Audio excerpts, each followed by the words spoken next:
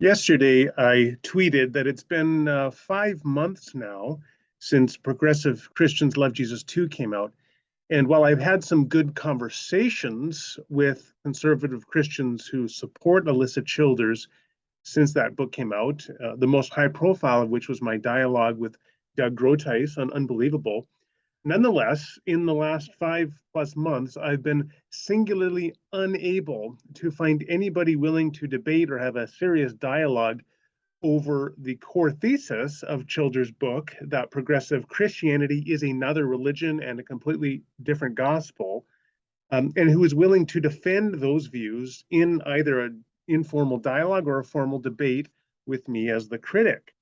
So it's been disappointing that a lot of the people who believe Childers wrote this really great book and they really support it, that they're not willing to stand behind it, either in a debate or a dialogue format. So I tweeted that, and then one of the people who responded to me was Christian apologist, parachurch leader named Tim Stratton, also a scholar. And he said, well, he had just had Alisa Childers on his YouTube channel and they'd had a good conversation, and he thought he had probably addressed some of the concerns I raised in the book. So I viewed the interview with Childers on his channel, and I didn't think that, in fact, really any of my substantive criticisms were effectively addressed. But because I watched it, I thought it would be helpful for me to want to just to do a critical response to some of the portions of Stratton's interview with Childers, and then potentially be able to initiate a conversation with Dr. Stratton himself at a later date. So that's what we're going to do here. Okay, we're going to begin the interaction at 5:49 into Stratton's video interview with Childers, where they're talking about how to define progressive Christianity. And really, what I discovered is that, as you mentioned, it's nearly impossible to define. And that's because it's progressive. It's very fluid. There's a broad spectrum of beliefs that fall under the umbrella of progressive Christian. You can have one progressive Christian who affirms the bodily resurrection of Jesus, and you can have another one who doesn't. And they're okay being in unity together because really the way progressive Christianity works is just different than Christianity has worked historically. Okay, there's a couple of things at least I want to highlight here in this initial statement from Childers. So first, she says, okay, it's very hard, if not impossible, to define progressive Christianity because it's quote unquote fluid. That's a misrepresentation. Progressive Christianity as a concept or a term, its linguistic usage, is a family resemblance concept. And what that means is that there's no universally agreed upon criteria by which one would apply the term. Rather, what you have is a family resemblance. So there are some things, there's a certain set of things you look for which would warrant calling something progressive Christian, but there's no universal list of such things. This concept, this kind of analysis is famously traced back to Ludwig Wittgenstein when he analyzed the way the word game gets used.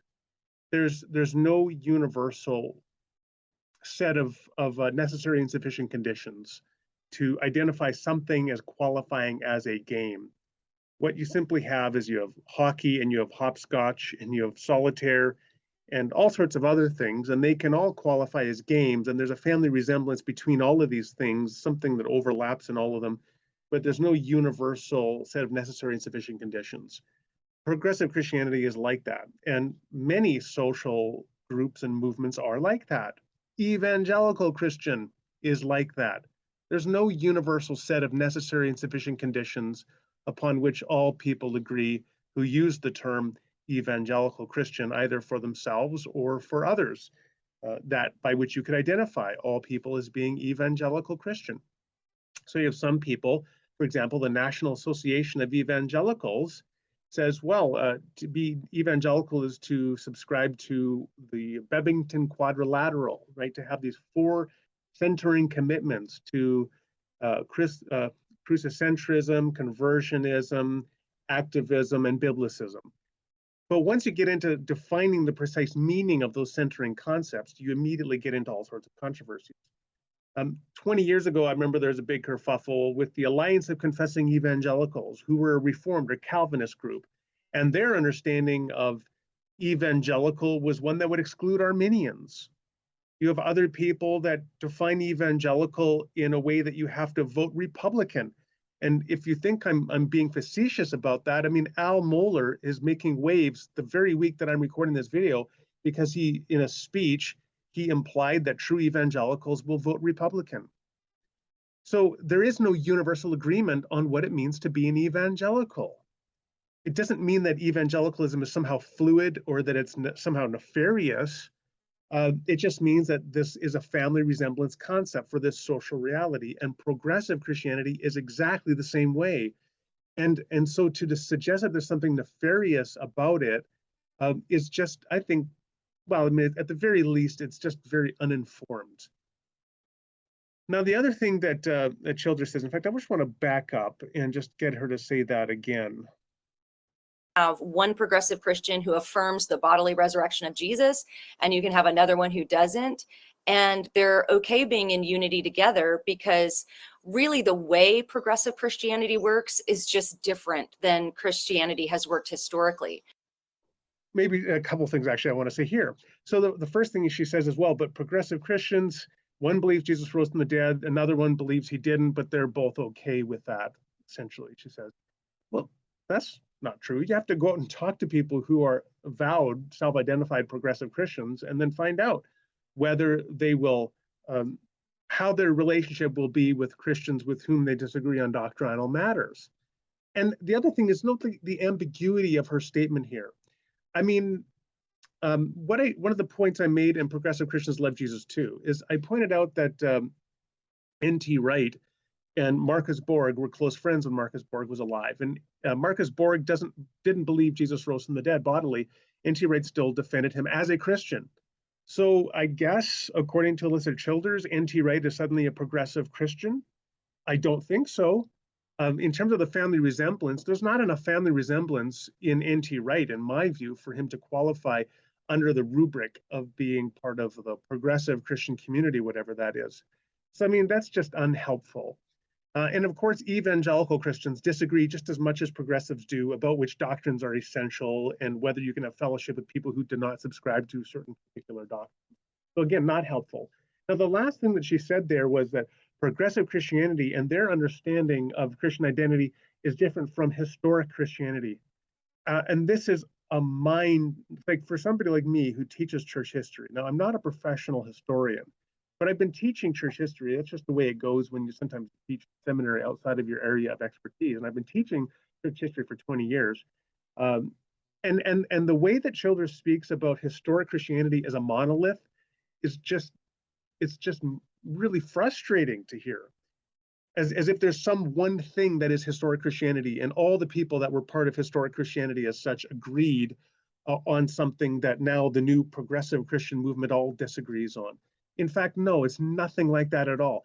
Progressive or historic Christianity, as Childers is referring to it here, is, I think, really a creation in her own mind. In fact, I think it's a projection of conservative evangelicalism. Now, later in the interview, she's going to claim that's not the case. I think that that's just incorrect and that it very much is the case.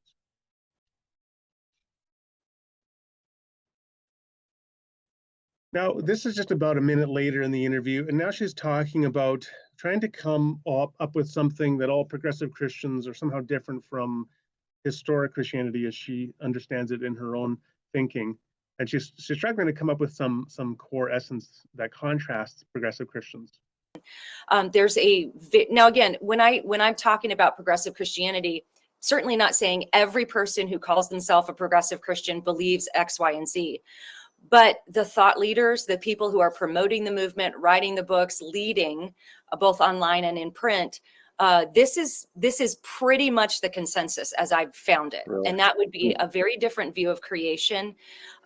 Many progressive Christians are panentheistic in their view of creation. So God is in everything and everything is in God. And then that actually sets the foundation. Sorry, there's a plane. I'm outside. That's and right. I don't even hear the birds chirping. But there's That's all right. There's a general consensus, it seems to be, that humans are the progressives are not going to deny that humans are sinful, that we sin. Mhm. But what seems to be, I'm just going to pause here. So Childers talks about what her research, but there's no rigorous research evidence here. Her research as such appears to be her reading and her experience and her understanding, but there's no rigorous sociological research here to speak of. So then, she talks about how well, panentheism, that's something that characterizes progressive Christianity. Well, I don't know if Childers is aware, but panentheism is a model, a theological model that Christians have explored and defended for centuries.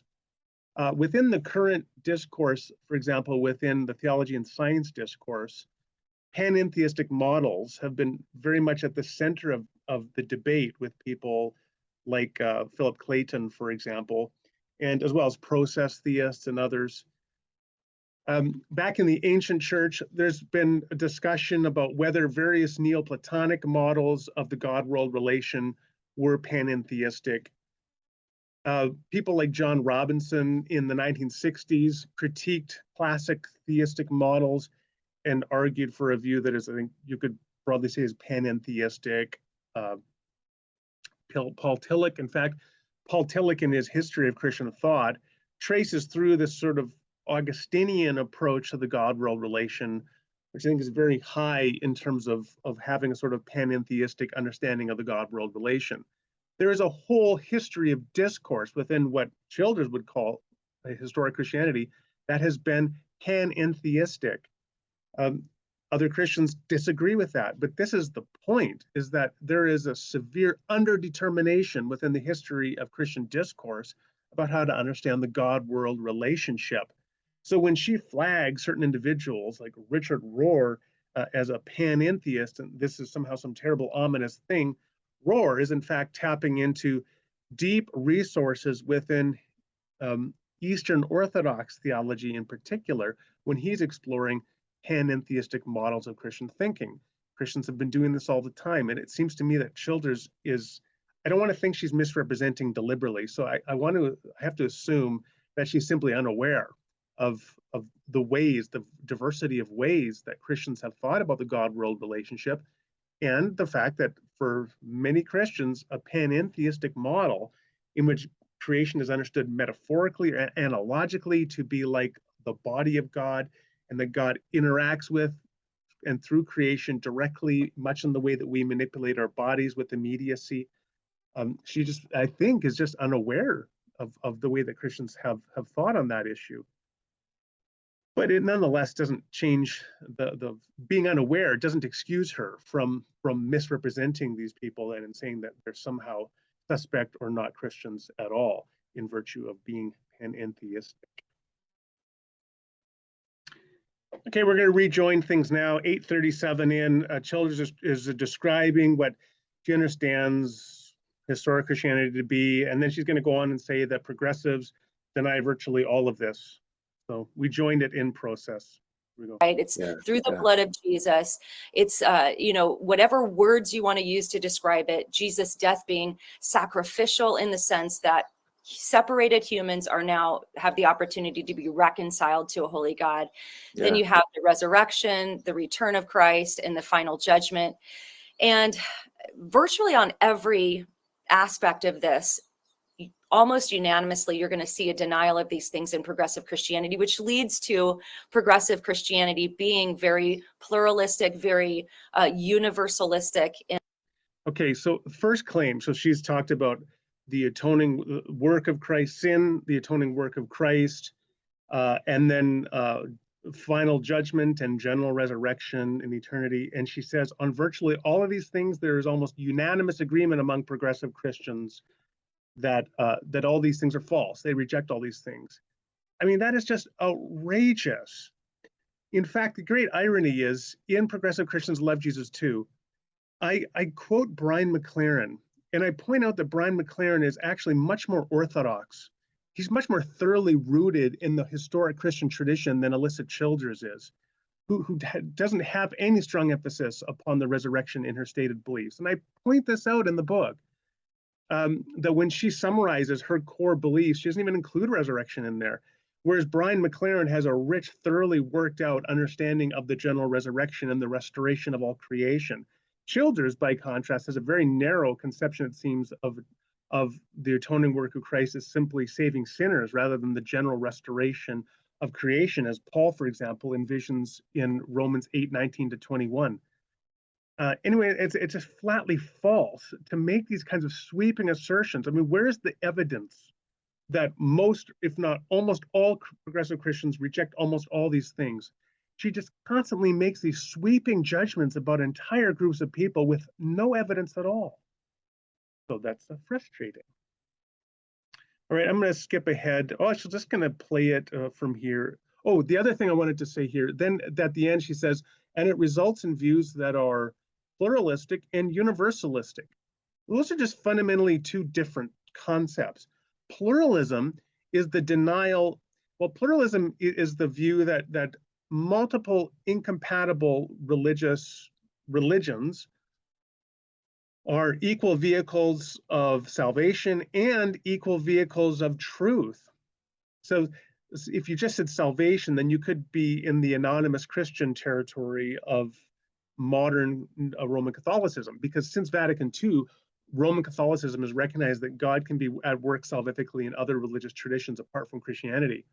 But pluralism goes the next stage and says that there is a sense in which all of these different, or many of these different religions are true, that Christianity does not have a more accurate description or a superior framework for how to relate to the divine than any of these other views. And she just kind of throws that in there, that somehow is this common view in progressive Christianity, which just isn't. If she's really familiar with all the people that she critiques in her book, like Rachel Held Evans and Brian Zond and Peter Enns and Brian McLaren, and Richard Rohr, Rob Bell, then she would know that that's absurd to claim that these people are pluralists. They're not pluralists at all. And the other thing she adds in there is, well, universalist. Well, universalism is the view that all people will ultimately be restored to God, that they'll all be saved. And the Christian universalism, which has been a view that's been held throughout Christian history, it's a minority view within the Christian tradition. At times, like in Orthodoxy in the Eastern Church during the 4th, 5th centuries, it was arguably the dominant position. But it has been the view that all people will ultimately be restored to God in Christ. And that's a thoroughly Orthodox position, even if it's a minority one. And to juxtapose pluralism and universalism here are just two completely different ideas, and suggest that these somehow are both corollaries that are widely accepted by progressive Christians. It seems to me that Childers is just throwing out terms without any responsibility to justify that these actually are accurate terms that reflect widely held sentiments among progressive Christians. Now we come to the big thesis. She's just introducing what is the central thesis in her book. Thesis in the book, it took me a minute to get there, is that the gospel that's being preached in progressive Christianity is another gospel. So that's what I explore in my book. This is not Christian. This is not a Christian gospel. This is a different religion. And the reason I say that is because the God that's presented is a different God. The Jesus that's presented is a very subjective Jesus. It's not the Jesus of the scriptures. And okay, so I appreciate the honesty here and directness. She's willing to stand behind her thesis in a friendly dialogue with Mr. Stratton and many other interviewers. But what I would love is for somebody to be willing to defend what she just said with somebody who's not sympathetic with her position. But she just said two things. Progressive Christianity is another gospel, and it's another religion. Now, that second thing is an extraordinary assertion. The first one's just false. The second one's extraordinarily false. If progressive Christianity is another religion, like Mormonism, then it is not even heretical. And it's not even seriously, it's not a Christian heresy as such. It is an entirely different religion. And if something is a different religion, you're not a Christian heretic, you're just a different thing, right? A member of Mormonism, a Mormon, of the Church of the LDS, the Latter-day Saints, they're not a Christian heretic. They're a member of a different religion. a Muslim or a Buddhist is not a Christian heretic. They're a member of a different religion. So if progressive Christianity is a different religion altogether, then these people actually have nothing to do at all with Christianity. They're just a different religion. Now, the thing is that I don't think Childers has even thought about these kinds of things, because then she'll go on and she'll say, well, Richard Rohr is a heretic, and yet he's one of the preeminent progressive Christians. Again, you can't have your cake and eat it too, as it were. You can't be a Christian heretic and yet have nothing to do with the Christian religion because you're an adherent to an entirely different religion. But then beyond that, there's just no evidence for this. I mean, the people that she identifies, Peter Enns and Brian Zond and Rachel Held Evans, these were Christians. And well, for the late Rachel Held Evans, she was a Christian. For Brian Zond and Pete Enns, Brian McLaren, these people are Christians. They're recognized as Christians. For example, Zond, he confesses the Nicene Creed and the Apostles' Creed as part of his church, where he's been a pastor for 40 years. And when you go around and you say, no, you're a member of another religion, then you're slandering these people by saying they're not even a member of the Christian religion. They're an entirely different religion. And what ultimately is going on here is these people are not accepting some aspect of Childers' conservative evangelicalism, which she still repeatedly conflates with what she calls historic Christianity. So anyway, that's the nature of the thesis there, and it is truly an extraordinary one. Okay, in the next clip, we're now at 13:11 into the interview. Tim Stratton has just asked Alisa Childers how a progressive Christian would define, quote unquote, the good news. Here's how she answers. Look closely, study closely her methodology. Well, I'll give you the words of a progressive church themselves. So I pulled this off of a website of a progressive Christian church, and it said the good news, and that's with a capital G and a capital N. I have a slide of this in my presentation I give. The good news is that you are inherently united with God. So and again, there could be somebody that calls himself a progressive Christian that's not going to affirm this. What I'm analyzing is the movement as it manifests publicly, right? Okay, two things here. I just want to just highlight that second thing. What she's doing here is so she's signed. I think she's been in the game long enough to be aware of all the points at which her thesis about progressive Christianity, what it is, and that it's another religion, so on. She's aware of all these instances where that is outright falsified by the publicly available evidence of perfectly Orthodox Christians who call themselves and identify as progressive Christians. So what she does is she just says, well, every time there is some evidence of somebody who doesn't conform to my claim about what progressive Christianity is, I'm just not going to count them. I'm going to ignore them because I'm going to say, well, what I'm talking about when I say progressive Christian is the publicly available thing that I've identified and decided to call as progressive Christian. Okay, what this is like saying, okay, evangelical Christians are misogynists. And then what you do is you give some public evidence of a evangelical Christian who is misogynistic. And then the person says, yeah, but there are many other evangelicals who are not misogynistic, and here's those people. And then you say, the only examples I'm including and engaging with are those that fit what I call the public face of misogynistic evangelical Christianity, which is just completely begging the question. And it's a no true Scotsman fallacy, right? That any time somebody provides a defeater, you say, well, yeah, but no true progressive Christian, as I've defined it, actually would be that. Now, the other thing in terms of highlighting her methodology here is, so Stratton asks, well, what do they believe in terms of the gospel? How does she respond? She says, oh, well, here's a quote from a website I found. Imagine doing that with evangelical Christians.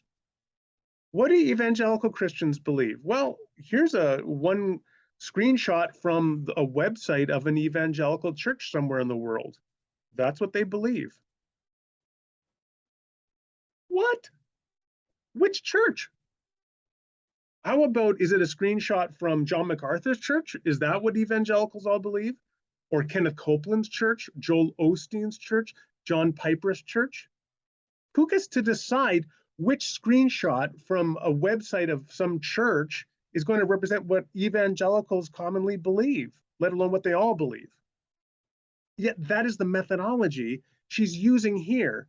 Oh, here's a quote from a progressive Christian church. Well, that's what progressive Christians believe. Classic example, an overt example, a bald, flashing neon sign example of the hasty generalization fallacy. You give one example of something, and now you extrapolate that that represents all instances of that thing. It's patently absurd as a methodology. Now, a little bit later in the interview, we're at now 14:30 in the interview, Alisa Childers is now talking about the fact that there's a multiplicity of metaphors. She doesn't use the term metaphor, but these are clearly metaphors of atonement that one finds within the New Testament. She's recognizing there's a multiplicity of these.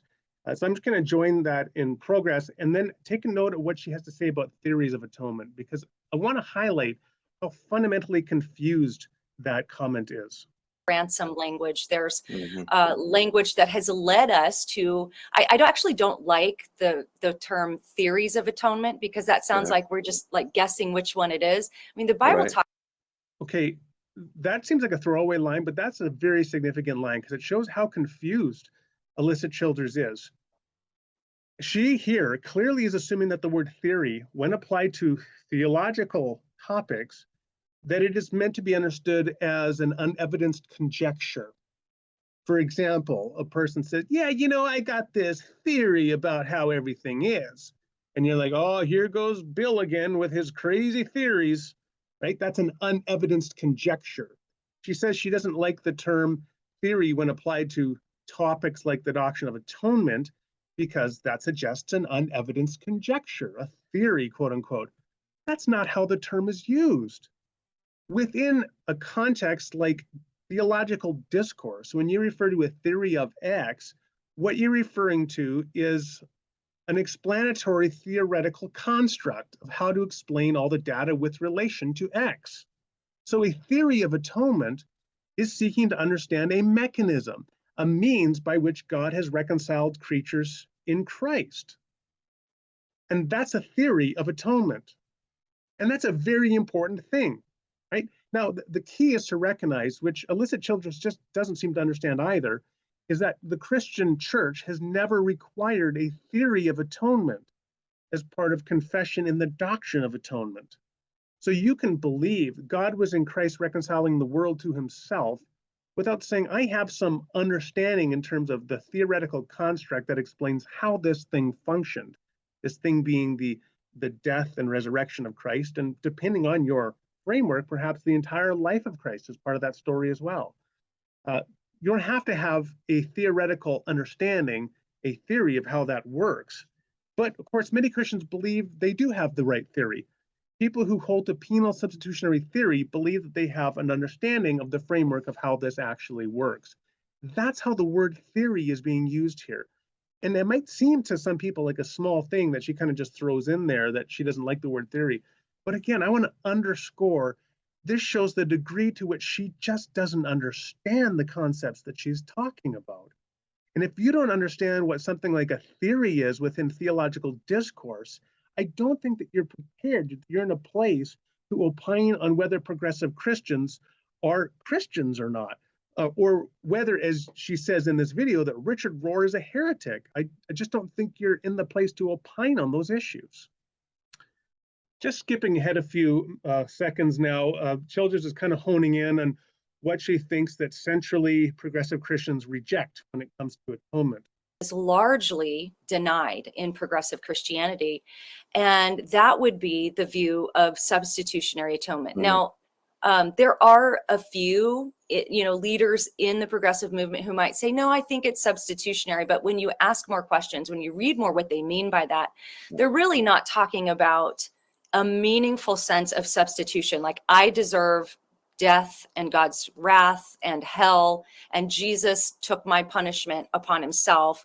They're not talking about that. And so okay, what she just did here is it seems to me Alisa Childers is slowly becoming aware, if not more fully aware, that what she argued in her book, which is to conflate penal substitutionary atonement with the atonement, and thus to say that anybody who doesn't accept this view, which is popular among conservative evangelicals, of the penal substitutionary theory of atonement. Anybody who doesn't accept that is not a Christian, which is the view that she takes in her book. She's now trying, I think she's trying to walk that back and say, well, it's really not penal substitution that's required, it's just substitution that is required. And yet you see what she does here is then she says, yeah, but really the only meaningful sense of substitution is penal substitution. Because she goes on and talks about Christ dying in our place and taking on God's wrath, which is the penal part, right? Christ taking the penalty owing to us. Now, the fact is that, again, many Christians throughout history have rejected penal substitutionary theory of atonement. It's been very popular among Protestants, not popular at all among Eastern Orthodox or Catholics. And so what is common is substitution. So, for example, when Christians think about things like a ransom model of atonement, or a governmental model, or a Girardian model, those are all models that have a concept of substitution, that Christ stood in our place and did something that we couldn't do and accomplished something that we couldn't accomplish. But they're not tying that with the penal part. And what she's saying here is, on the one hand, on one side of her mouth, essentially, she says, yeah, that's okay. And on the other side, she says, well, not really, because you really have to have a penal dimension to your understanding of atonement in order for it really to count. To me, you know, a view like Christus Victor, which is glorious and beautiful, is sort of meaningless if there's no substitution, right? And this, and them strong words. So she says, someone like Greg Boyd, right? He's a big defender of a Christus Victor model of atonement. I would recommend for Christians, lay Christians, want a good introduction to this debate. Look at the book edited by James Bealby and Paul Eddy, called The Nature of Atonement, Four Views, one of which is the Christus Victor model that is defended by Greg Boyd. Another one is the penal substitutionary model. I forget the theologian who defends it in that book. But suffice it to say, so Greg Boyd doesn't accept penal substitutionary theory of atonement. And what she just says here is, yeah, okay, well, if Greg Boyd or others have a Christus Victor model of atonement or theory of atonement, but if you don't have that penal dimension in there, that Christ suffered and took God's wrath that was properly owing to us, if you don't have that, then it's meaningless. It's not meaningless. Read the book, The Nature of Atonement, and look at the kind of case that Greg Boyd builds for his penal substitutionary atonement work, as well as, you know, his major monograph, God at War, and I think God at War would be the main one. Yeah, that would be the one. So to look at for him defending at book length his Christus Victor model. It's not meaningless. These are such very strong words from Childers here. Okay, we just skipped ahead about another minute. She's just saying in terms of what she affirms. All of that, but even just at the basic level, I think that for Christianity to be Christianity, you'd have to understand Jesus' atoning death on the cross to at least include a substitutionary element. So that's what we talk about in the book. Okay, so again, that's the big thing she's focusing on, that to have atonement, you have to have a substitutionary atonement. But of course, all these other models have substitutionary elements to it. What she still wants to add is, really, at the end of the day, as we saw in the earlier excerpt, that the substitution has to be a penal one, or it's meaningless, as she gave the specific example with Christus Victor. Okay, I'm now going to interact with some things that Tim Stratton said here. He's talking about a way to identify progressive Christianity, that even if you don't have a clear definition, you kind of sort of recognize it when you see it. And I just want to give him the floor, and then I want to offer some responses to what he has to say here. Here, Nancy Pelosi and others in the Democrat Party, for example, and I'll just make it clear, I'm not a Republican, actually. They are Christians, and that abortion is good, and that there's nothing wrong with transitioning children. In fact, we ought to transition kids if we're good Christians, and that Jesus is completely fine with abortion and gay marriage. Then it seems clear that one has progressed into something opposed to the law of Christ. And indeed, it seems to me, tell me if I'm going too far here, but it seems to me that the term progressive Christ following is oxymoronic. So let's tease that out. The first thing that he says when he begins to talk about, well, how do you identify a progressive Christian? Well, Nancy Pelosi. So in other words, it seems Democrats. If you're a Democrat, well, then you align with progressive Christianity. And then at the end here, he says, oh, and that is oxymoronic. In other words, it's almost like a contradiction in terms to think that you're going to progress, follow Jesus within a democratically progressive framework. So what, I don't want to put words in Tim Stratton's mouth here, but it seems to me what he's saying is, and I'll look forward to hearing more from him about whether this is really what he means, is that if you're a Democrat, well, you really are like a progressive Christian, and you're not, it's oxymoronic to think you're following Jesus. And then the other things he says is throws out transitioning and so transgender issues and gay marriage and abortion. Of course, Jesus never talked about abortion. Jesus didn't talk about gay marriage, didn't talk about transitioning. So to talk in a very sort of quick way about all of these things, obviously transgressing the quote law of Christ, seems to me to be a bit of a stretch, especially when there are many Christians, including confessing evangelical Christians, who have a variety of views on these very issues. So, and certainly with respect to the issue of gay marriage and that, I'll be talking about that more in my book that's coming out on the issue. With respect to transgender issues, or so for example, I mean, this is really getting into the weeds. One of the things to keep in mind here is if a person has gender dysphoria, and there is a very deep psychological distress and cognitive dissonance created by a perceived misalignment between their birth sex and their gender expression, well, then there are various ways, I would think, as a Christian, that one could go about thinking, how do you therapeutically redress this situation of cognitive dissonance and emotional trauma that is arising from gender dysphoria? And I think that Christians are required to have one view on that question as what it means to be a follower of Christ. I think is very misguided. Likewise, there are a variety of views in terms of bioethics on how to understand the ethics of abortion. And to think that you, as a Christian who follows the law of Christ, that you are required to accept just one view on abortion, I think is again mistaken. And I think what Tim Stratton is doing here looks a lot like what Alisa Childers is doing, but perhaps in an even more overt sense of conflating his conservative, and in this case, Republican Christian commitments with historic basic Christianity. Now, Alisa Childers, 23 minutes, 36 seconds in, she responds to the concept of progress and Christianity. And so important to hear what she has to say here. G.K. Chesterton has this great quote about progress where he says, progress is just, it's kind of like this neutral term, right? It just means you're going in a direction, Right. You're progressing with something. So there's a sense in which as Christians, we want to progress in our knowledge of the eternal truths of God's word. But that's a very different thing than thinking that Christianity itself is progressing. No, it's not actually.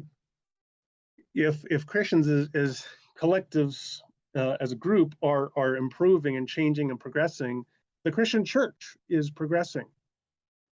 Does Alisa Childers really want to claim that there's been no development, no progress in the history of Christian theology? Now, it may be the case that she does want to say that, because later on in the interview, she defines progressive Christianity, or sorry, she defines historic Christianity, she claims, as that which is believed by Jesus and the apostles. So in other words, this is, in fact, I'm gonna stop sharing at this point, and I'm just gonna end this section of the video here, and I'm gonna do a part 2 later. What is happening there? So when Alisa Childers says historic Christianity is what was believed by Jesus and the apostles, is that she's expressing very much conflating an ahistorical, very common view among conservative Christians, which is that, well, we don't really need history. History is not significant here. All the things that mattered happened in the first century. That's when historic Christianity was founded, and nothing has really changed since then. It just continues on through history. But of course, that's just manifestly false. If you look, for example, at the doctrine of the Trinity, in the early 2nd century, I mean, there was no doctrine of the Trinity to speak of. There were various Christians developing things like Justin Martyr's Logos theology, where understanding the word as a second subordinate being to the Father, or Irenaeus in the late 2nd century, talking in a sort of whole part model about the Son and Spirit being subordinate hands of God the Father that interact within the world. People like Origen in the next century arguing for clear subordinationism with respect to the Son and the Spirit, but no clear doctrine of the Trinity. It wasn't until you got to the 4th century, first of all, to Nicaea in 325, and then to Constantinople in 381, and over those 5 decades there, where a more full doctrine of the Trinity was worked out in the early church. Something similar happened for the doctrine of incarnation a century later at Chalcedon. At the time of the Reformation, a further development in understandings of sanctification and justification, and how, at least from a Protestant perspective, these doctrines should not be understood to be coterminous, simply the two sides of the same coin, but rather distinct events, one punctiliar and the other a process. That's all progress. And then you go to something like the rejection in the 17th century that the church rejected the geocentric model of the universe and adopted a heliocentric model, which later on was adopted to Newtonian mechanics, and in the 20th century to Einsteinian theories of relativity, as well as to biological models of evolution. And all of those have required new understandings in the doctrine of creation, the doctrine of providence, God's ongoing divine action in nature. And all of that is progress. And I mean, I could give multiple other examples. I mean, throughout history, throughout much of history, large tracts of Christianity have been okay with slavery. And now I think we are in a place that the vast majority of Christians, thankfully, think that slavery is abhorrent as an institution and is inconsistent with a full-orbed and worked out and enfleshed Christian model of ethical life and being in the world. All of this is progress. It is not simply the individuals who progress in their individual understanding by moving back to some 1st century understanding of historic Christianity, but rather Christianity is a living, dynamic, breathing movement that has changed and progressed over time as the Paraclete, the Holy Spirit that Christ promised to give the church, has led the church time and again into all truth over the last 2 millennia and continues to do so. So it is an utterly wrong and just a false dichotomy to think that you can talk about individuals progressing in their understanding, but not talk about the church ever progressing beyond 1st century Christianity.